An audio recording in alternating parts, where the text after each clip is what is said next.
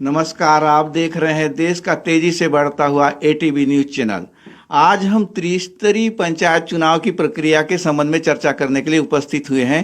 त्रिस्तरीय पंचायत चुनाव का आगाज हो चुका है। नाम निर्देशन पत्र जमा करने की तिथि 3 फरवरी निर्धारित है और नाम वापसी की तिथि 6 फरवरी है। तो इस संबंध में आज हमारे जो अतिथि उपस्थित हुए हैं, जीवन दास मानिकपुरी जी, आपका हमारे एटीवी न्यूज चैनल में हार्दिक स्वागत है। और हमारे साथ उपस्थित हैं लालाराम मरकाम जी, जो कि जिला पंचायत का चुनाव के लिए इन्होंने नामांकन पत्र जमा किया है। तो सबसे पहले मैं जीवन दास मानिकपुरी जी से सवाल करना चाहूँगा। विगत 5 वर्षों में पंचायत प्रतिनिधियों का जो कार्यकाल था, चाहे वो जिला पंचायत का सदस्य रहा हो, जनपद सदस्य रहा हो, पंच रहा हो, सरपंच रहा हो, इन सभी का कार्यकाल कैसा रहा? उन्होंने क्षेत्र के विकास के लिए किस तरह के कार्य किए और क्या जनता विगत 5 वर्षों में जो जनप्रतिनिधि का जो कार्यकाल था, उनके कार्य थे, उससे संतुष्ट है या नहीं? अगर नहीं तो आप किस तरह के वर्तमान में किस तरह के प्रतिनिधियों का चुनाव करना चाहेंगे? सबसे पहले तो मैं एटीवी न्यूज में आपको नमस्कार करता हूं और इसी बीच में त्रिस्तरीय पंचायत चुनाव का जो एक बिगुल बज चुका है, इसमें जो है मैं एक भारतीय जनता पार्टी का महामंत्री होने के नाते पार्टी मुझे एक जिम्मेदार के रूप में स्थान दिया है, तो मैं चाहूँगा कि हमारे जिला पंचायत क्षेत्र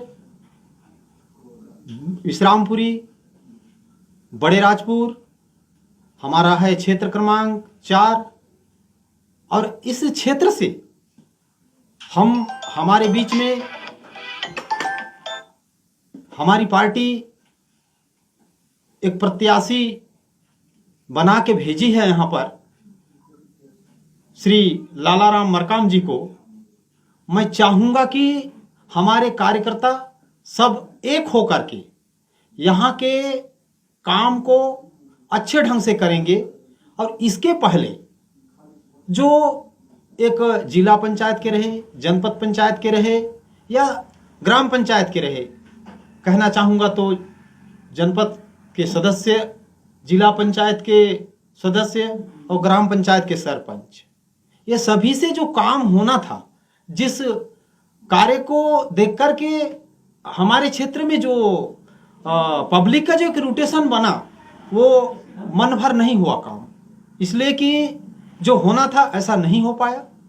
और मैं चाहूँगा कि हमारे अभी नया सरपंच, नया जनपद और जिला पंचायत क्षेत्र की हमारे इस बीच में अभी आएंगे तो कार्य अच्छा से अच्छा होने का ज़्यादा ही अपेक्षा है।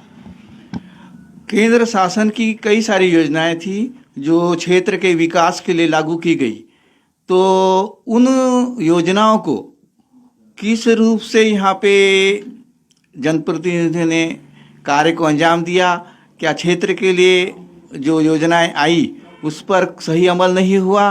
अगर सही अमल नहीं हुआ तो उस चीज़ के लिए आप लोगों ने आगे क्या किया जाए, या शासन से शिकायत की, या अन्य जो कार्य नहीं हुए, और अगर कार्य हुए तो जनप्रतिनिधियों का उसमें क्या योगदान रहा? इन सभी बातों को लेकर मैं आपसे आपकी प्रतिक्रिया जानना चाहूँगा। सर जी, मैं ये चाहूँगा कि इस बीच में हमारी सरकार नहीं थी, तो हमारे सरकार नहीं रहने के कारण हमारे जो है जनपद में भी नहीं रहे और जिला में भी नहीं रहे। तो अभी जो है हमारे वर्तमान में हमारे विधायक हैं, हमारे सांसद हैं। अब क्या है, काम जो है, काम का रूट जो है, विकास का कार्य जो है सही दिशा पर शुरू हुआ है। अब जो है धीरे धीरे ये अपना प्रगति पर चलता है और अच्छे से विकास होगा, ये मैं मानता हूँ। अब मैं बात करना चाहूँगा लालाराम मरकाम जी से।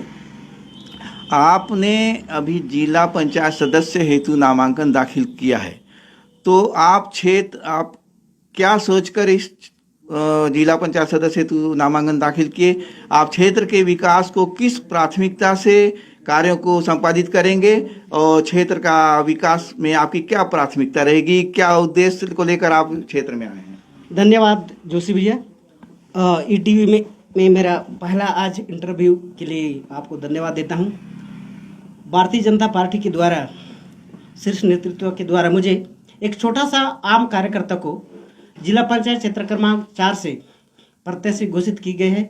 मैं पार्टी के जो पदाधिकारी हैं, संगठन के जो पदाधिकारी हैं, माननीय किरण देव सिंह जी और संगठन के महामंत्री माननीय पवन शाह जी, और इस क्षेत्र के हमारे कर्मठ, जुझारू और मिलनसार क्षेत्रीय विधायक सम्माननीय नीलकंठ टेकम जी, और इस क्षेत्र हमारे कोंडागांव जिला के जिला अध्यक्ष सम्माननीय सेवकराम नेताम को मैं हृदय से धन्यवाद देता हूं। और साथ ही इस क्षेत्र क्रमांक, जिला पंचायत क्षेत्र क्रमांक 4 जो है, यहाँ के समस्त मतदाता भाई बहनों से को भी धन्यवाद देता हूं और उनसे मेरा अपील है, अभी जो है मेरा नाम जो है पार्टी द्वारा अधिकृत की गई है, मैं निश्चित रूप से हर लोगों तक पहुंचने का प्रयास करूंगा चुनाव में, और उनका सबका मैं आशीर्वाद लेकर के इस क्षेत्र में एक बार सेवा करने का मौका मुझे दे, ऐसा मैं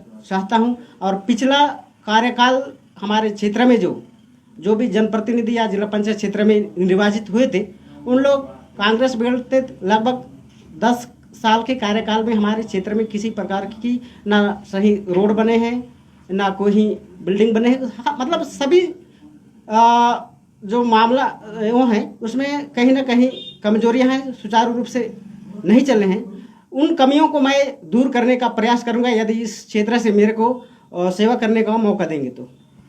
सांसद की कई सारी योजनाएं थी, जैसे हम बात करें क्षेत्र में जल जीवन मिशन के संबंध में जो कार्य होना था, अगर हम क्षेत्र की बात करें, हमने कई क्षेत्रों में, कई ग्राम पंचायत में दौरा किया।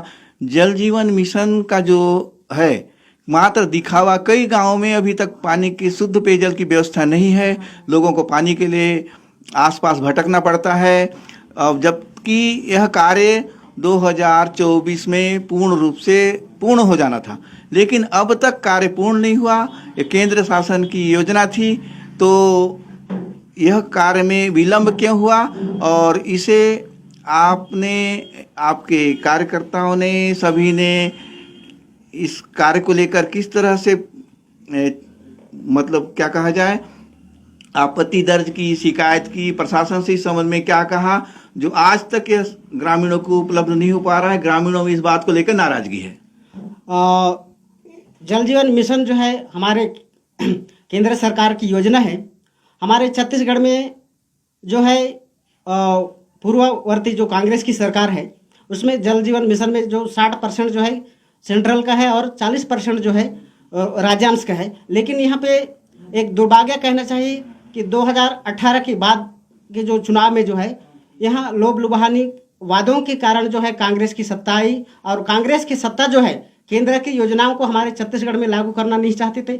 इस कारण जो है ये जल जीवन मिशन का जो कार्य है, जिस गति से होना था, जैसे हमारे देश के प्रधानमंत्री ने जो सोच रखा था, वो सोच को यहाँ साकार होने में बहुत सारे जो कांग्रेस की सरकार है वो अड़चन डाली। और निश्चित रूप से अभी जो हमारे 2024 के जो चुनाव, 23 के जो चुनाव में पूरे छत्तीसगढ़ के जो जनता जनार्दन जो है वो भाजपा को बनाया है। निश्चित रूप से हमारे जो प्रदेश के मुख्यमंत्री है विष्णुदेव साय, वो अब जो है समीक्षा कर रहे हैं कि पूरे गांव और पूरे अंतिम व्यक्ति तक जल पहुंचाने का जो काम कर रहा है। निश्चित रूप से अभी जो लगभग 1 ही साल हुआ है हमारा बीजेपी शासन माननीय विष्णुदेव साय का, निश्चित रूप से वो पूरा हो जाएंगे और सब पूरे जनता तक वो जो है जल जीवन मिशन का जो है, जो हमारे माननीय प्रधानमंत्री का जो लक्ष्य है वो साकार हो जाएगा, ऐसा मैं मानता हूँ। मैं आपसे एक सवाल और करना चाहूँगा। प्रधानमंत्री आवास को लेकर भी ग्रामीणों में काफ़ी शिकायतें देखने को मिली है। कई लोगों को प्रधानमंत्री आवास उपलब्ध हो चुका है, कईयों को नहीं हुआ है।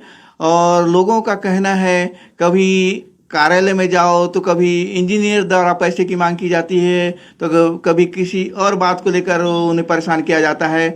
कई लोगों का हो चुका है और कईयों का अभी भी बकाया है। तो प्रधानमंत्री आवास के संबंध में आप अगर चुन के आते हैं तो क्या नीति रहेगी? प्रधानमंत्री आवास जो है हमारे केंद्र सरकार, मैं पूर्व आपका जल जीवन मिशन के संबंध में जिस प्रकार से बोला, वैसा ही इस प्रधानमंत्री आवास में भी जो है 60% जो है केंद्रांश है और 40% जो है राज्यांश है। विगत भूपेश की जो सरकार थी यहाँ पे हमारे छत्तीसगढ़ में, वो जो है पूरे 18 लाख मकानों को ब्रेक कर देते, रोक रखे थे, है ना। जैसे ही हमारे भाजपा की सरकार बनी, माननीय विष्णुदेव शायद जो है सबसे पहले गरीबों को आवास देने का काम किया और पहला कैबिनेट में अपना साइन करके उसको पारित किए। उसके बाद जो है अभी लगातार जिनको आवास मिल रहे हैं, मैं हमारे गांव में भी बहुत सारे ऐसे आवास मिले हैं। उसके पहले भूपेश की कार्यकाल में किसी का सेंसन नहीं होता था, तो निश्चित रूप से सेंसन हो जाएंगे। और हमारे मुख्यमंत्री जो है स्पष्ट निर्देश किए हैं, यदि किसी प्रकार के भी हितग्राही से 1 रुपये भी यदि कोई लेते हैं उनके ऊपर कार्रवाई होगा। तो निश्चित रूप से हमारा सरकार जो है इस प्रकार के भ्रष्टाचार को रोकने की एक कदम आगे है। और मान लो इस क्षेत्र से मेरे को जिला पंचायत में निर्वाचित करते हैं, सेवा करने का मौका देंगे, तो निश्चित रूप से जिनका आवास अपूर्ण है या नहीं बन पा रहा है उन तक पहुंचने में और उनका आवास पूर्ण करने में मेरा भरपूर सहयोग रहेगा। तो ये थे हमारे अतिथि लालाराम मरकाम जी की, और जो अभी जिला पंचायत सदस्य का चुनाव लड़ रहे हैं। और हमारे एक और अतिथि हैं जीवन दास मानिकपुरी जी। मैं इन दोनों का तहे दिल से स्वागत करता हूं। हार्दिक बधाई जो उन्होंने हमारे इस कार्यक्रम में हिस्सा लिया। आने वाले दिनों में और भी अन्य मुद्दे को लेकर हम आपके बीच उपस्थित होंगे।